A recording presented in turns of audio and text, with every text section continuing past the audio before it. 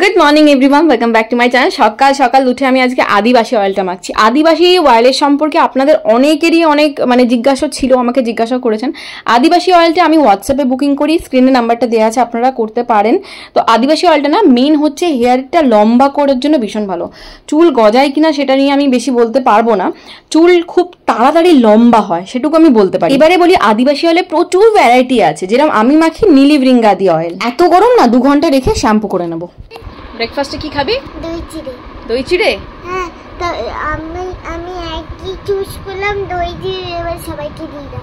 সবাইকে দই চিড়ে দেবো? আমি ওকে বললাম যে চিড়ের পোলাও খাবি, বললো না খাবো না, আমার ভালো লাগে না। আমি বলছি তাহলে এমন কিছু বল যেটা সবাই খাবে আর সবারই জন্য আলাদা আলাদা ব্রেকফাস্ট করতে পারবো না। তখন বলছে দই চিড়ে খাবো আমি, সবাইকে দই চিড়েই দাও। আচ্ছা, এখানে আমার মসুর ডাল বাটা হয়ে গেছে, এগুলো দিয়ে আবার বড়া ভাজবো। দেখুন, আমি ভুলে গেছি বলে সকালবেলা চবনপ্রাশের কৌটো নিয়ে হাজির আমার কাছে। এত ইন্টারেস্ট দেখেছো?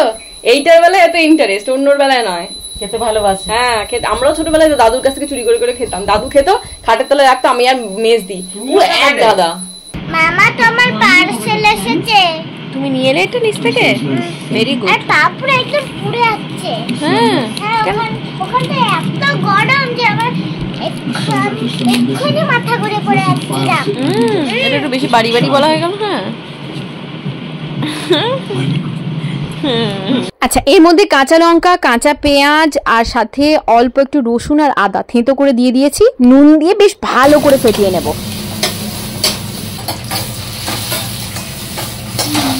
কিন্তু আজকে বড়াটায় না একটু জলের পরিমাণটা বেশি হয়ে গেছে, জন্য থ্যাবড়া থ্যাবড়া বড়া হচ্ছে, গোল গোল বড়া আর হচ্ছে না। হাতে শিলনোড়ায় বাটলে না বড়া টেস্টও ভালো হয় আর দেখতেও ভালো হয়। এই যে হয়ে গেছে গরম গরম মচে বড়া ভাজা। কি বলছো? বড়া কেন?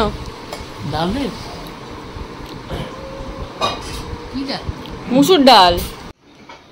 আচ্ছা, এই প্রবলেমগুলো কি আমার সাথেই হয়? আমি যখনই ফেস প্যাকটা লাগালাম মুখে, তখনই আমার বলছে পার্সেল এসেছে, বাইরে বেরোন, ওটিপি লাগবে।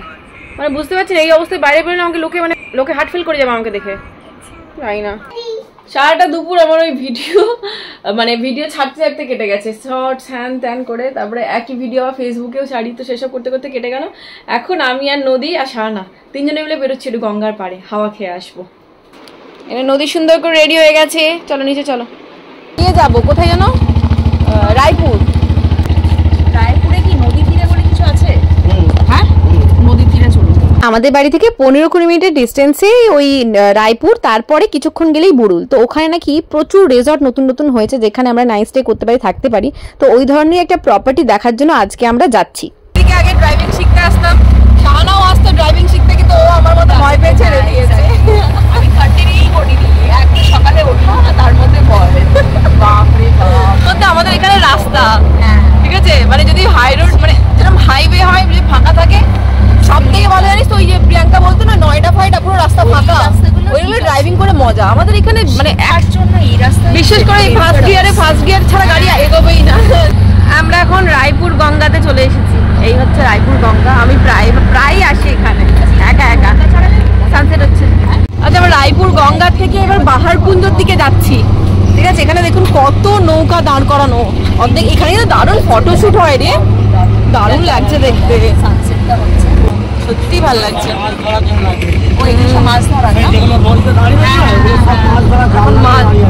ভাবি পুরো বড় বড় ইলিশ উঠবে এখন রে। ওই তো ইলিশ, খোকা খোকা।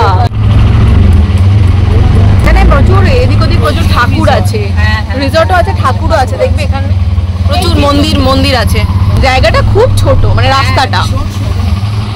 আমাদের ডেস্টিনেশনে চলে এসেছে, এখানে প্রচুর রিসর্ট আছে, অনেকগুলো পেরিয়ে এসেছি, বাট আমরা খুঁজছি হচ্ছে নদী তীরে। নদী তীরেটা কোথায় দেখতে হবে।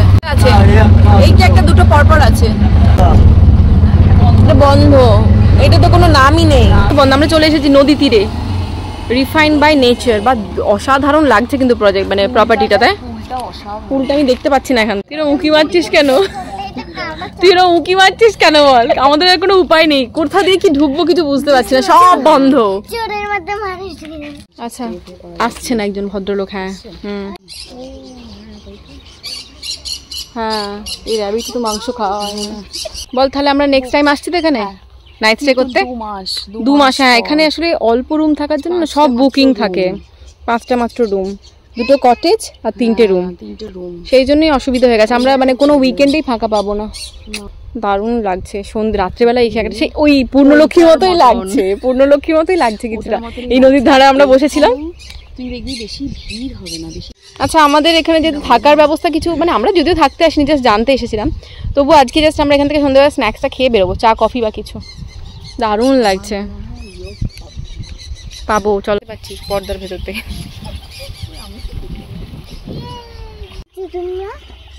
আমরা এখন মাছ দেখছি, এখানে কত মাছ আছে। এইখানটাতে আটকে রয়েছে। হ্যাঁ বড় বড় মাছও আছে। হ্যাঁ বল, ইলিশ খাবি কি খাবি বল, শুধু শুধু এই দেখ সন্ধ্যেবেলা আমরা এখানটা বসে স্ন্যাক্স খাবো। এটা কি রে, বাদল পোকা উঠছে কেন, বৃষ্টি হবে মনে হচ্ছে। এবার আমাদেরকে একটু দিবি না? তুই কার ব্যাগটাকে নিয়ে বসে আছে, ব্যাগ নিয়ে বসে আছে। এই দেখো ওর সাহানার ব্যাগটাকে নিয়ে বসে আছে। দেখিস পড়ে যাস না আবার। সেটা দারুণ লাগছে দেখতে, পুরো গঙ্গার পাড়ে সানসেট দেখার মজাটাই আলাদা। এই দেখ নদী, এটা কি পিজিয়ান? ওরে এটাকে বলিস না রে, মুরগি মোরগ, এটা করকনাথ। হ্যাঁ করকনাথ। হ্যাঁ ওকে কপি করছে তো, ঠিক আছে। ফিউজ নাকি হয়ে গেছে অটো, নে এবার আজকে রাতে মনে এখানেই কাটাতে হবে, মাঠের মধ্যে শুয়ে থাকবো বুঝলি, কারণ জায়গা তো নেই থাকা, নেই 5খানা রুম। হ্যাঁ নাহলে বলবো যাদের এই রেস্টুরেন্টের ভেতরে শুয়ে থাকবো, বলে একটু শুতে। হ্যাঁ আপনাদের আপনি নিচে শুয়ে থাকবো, একটা আদৌ ওরকম এক্সপেক্ট করিনি। আচ্ছা আমরা ওখান থেকে বেরিয়ে পড়েছি, আমাদের ভাগ্যে কিছু জুটলো না খাবার, ওই জন্য রাস্তায় যদি চা পাই তো চা খাবো। হ্যাঁ 500 কি বলছে, এটা তো একদমই ছোট এই সাইজটা। এইটাই বড়টা কম নেই। আমরা এখন এখানে চা খেতে এসেছি, দুধের চাই আছে, কিছু করার নেই, ওই চা বসিয়েছে। আর নদীকে একটু পরে ওখান থেকে কিনে দেবো আইসক্রিম, বিস্কুট কিনে নিয়ে নে। দুটো কোনটা খাবি? এটা আমারটাতে ওইসব শশা টশা দিচ্ছি কিছু না। কেন শশা গাজরটা কি আনহেলদি জিনিস? আর আমি ভুট্টাও খাবো। ও শুরু করেছে। আচ্ছা ওটা দেওয়া আছে, সব আছে, এটা আমার সমস্ত কিছু দেওয়া আছে। আর সাহানা কিচ্ছু দিয়ে খাবে না, ঘুগনি। নদী আবার ভুট্টা খাবে বলছে, তুই খাবি নাকি? তুই খাবি ভুট্টা? না আমার বড্ড টাইম নাই ভাই। এই আইসক্রিম এইটা আমরা ছোট থেকে খুঁজি, আর ওইসব ভ্যানিলার দরকার নেই ভাই। হ্যাঁ এই সাদাটাই খুঁজছিলাম আমি। তুই একটা কামড় দিবি, আমি এটা ভিডিওতে নেবো, ঠিক আছে? এটা ধ্যাবড়া নাকি দই? বলছে ধ্যাবড়া নাকি দই। বাহ, নদী সুযোগ বুঝে গাড়িতে চেপে পড়েছে। আমরা এসেছি অটোতে, কিন্তু নদী ফিরবে গাড়িতে। আনা বলছে ও মিউজিক চালালো, মিউজিক। বাবা এই এখানটা তুই বসে পড়, এরকম করতে যায়।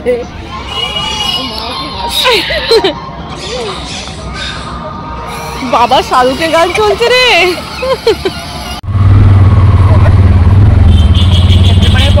আমরা এখানে দাঁড়িয়ে আছি এই রিলায়েবল ডায়াগনস্টিকের সামনে।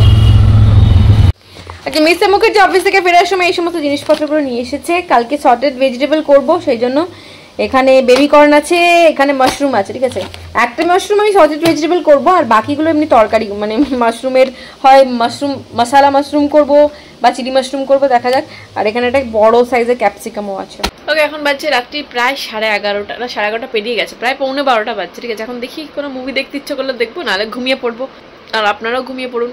আর প্লিজ আপনারা অনেকে ভিডিও দেখেন, বাট ভিডিওটা ভালো লাগলেও আপনারা লাইক করতে হয়তো ভুলে যান, তো আমি বলবো প্লিজ ভিডিওটা দেখতে দেখতে লাইক করে দেবেন, ঠিক?